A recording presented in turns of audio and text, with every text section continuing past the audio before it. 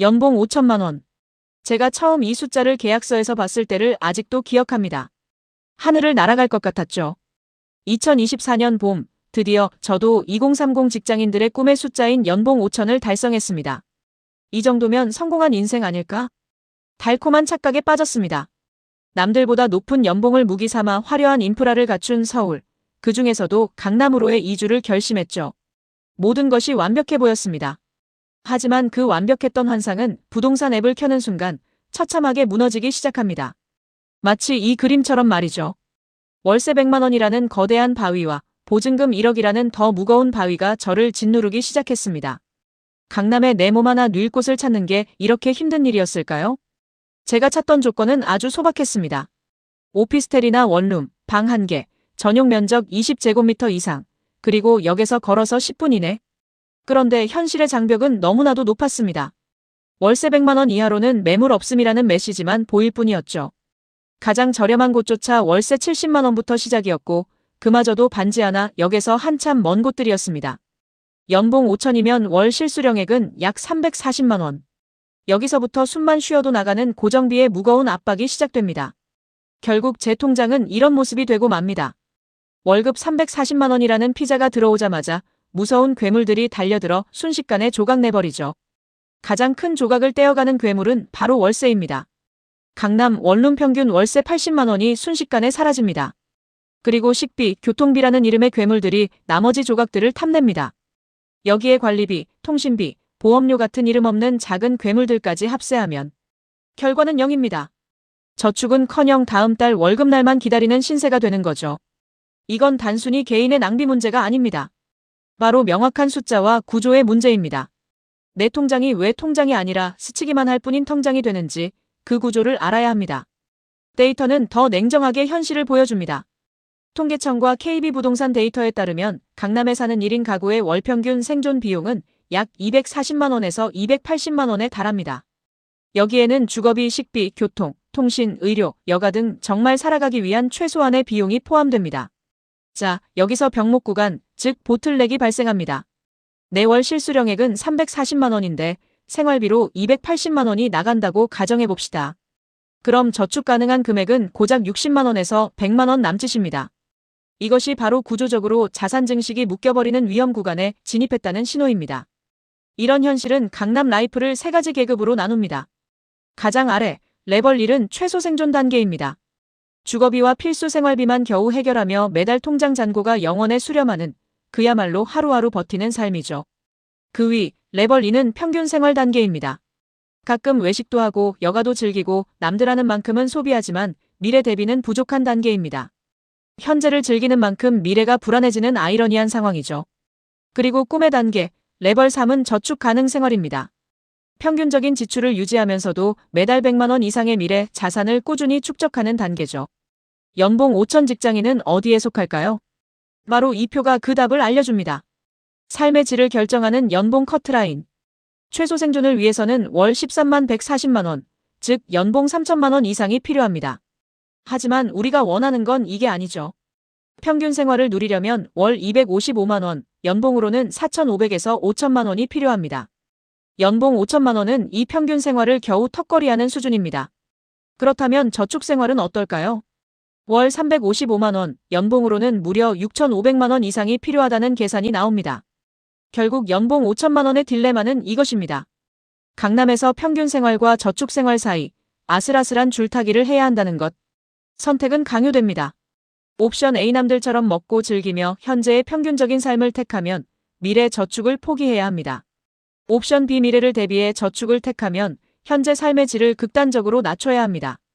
이것이 바로 2030 직장인들이 매일 체감하는 풍요 속의 빈곤의 실체입니다. 그렇다면 우리는 이 딜레마에서 어떻게 벗어날 수 있을까요? 여기서부터가 정말 중요합니다. 바로 구매력 지수라는 개념을 이해해야 합니다. 우리가 지금까지 집착했던 연봉 5천만 원은 그저 명목 소득에 불과합니다. 계약서에 찍힌 겉보기 숫자죠. 진짜 중요한 것은 실질 소득, 즉 그 돈으로 실제로 무엇을 얼마나 살 수 있는가를 측정하는 가치입니다. 예를 들어볼까요? 같은 연봉 5천만 원으로 강남에서는 샌드위치를 사 먹을 때 어떤 다른 지역에서는 스테이크를 살 수도 있다는 뜻입니다. 이 개념은 국가 간 환율 비교에 쓰이지만 국내 지역 간 빈부격차를 설명하는 마스터키이기도 합니다. 이것이 바로 지리의 마법입니다. 같은 5천만 원을 벌어도 전혀 다른 라이프 스타일이 펼쳐지는 이유죠. 저울의 한쪽에는 서울 강남이 있습니다. 높은 주거비, 높은 식비, 비싼 서비스 비용. 결과적으로 구매력은 급락합니다. 슬픈 표정의 샌드위치와 커피가 바로 우리의 현실이죠. 반대쪽 저울에는 지방 중소도시가 있습니다. 합리적인 주거비와 안정적인 물가. 결과적으로 구매력은 상승합니다. 랍스터와 스테이크가 놓인 풍성한 식탁이 펼쳐지죠. 결론은 명확합니다. 연봉이 같아도 당신이 거주하는 곳의 물가가 당신이 누릴 수 있는 삶의 양을 결정합니다. 더 구체적인 예시로 지리적 차익 거래를 살펴보겠습니다. 서울 강남구와 경기 수원 역세권을 비교해볼까요? 강남에서 컵라면으로 끼니를 때우는 직장인.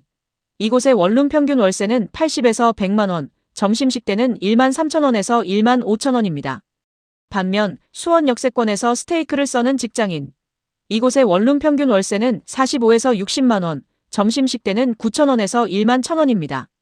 단순히 지역을 바꾸는 것만으로 연간 600만 원에서 750만 원의 순수 여유 자금이 창출됩니다. 이게 바로 지리적 차익 거래의 힘입니다. 그렇다면 이 600만 원이라는 여유 자금은 어느 정도의 가치를 가질까요? 여기 연봉 인상 없이 부자 되는 법이 있습니다. 왼쪽 그림처럼 부장님 바짓가랑이를 붙잡고 연봉 인상 좀 제발 하고 비굴하게 매달리는 방법이 있습니다.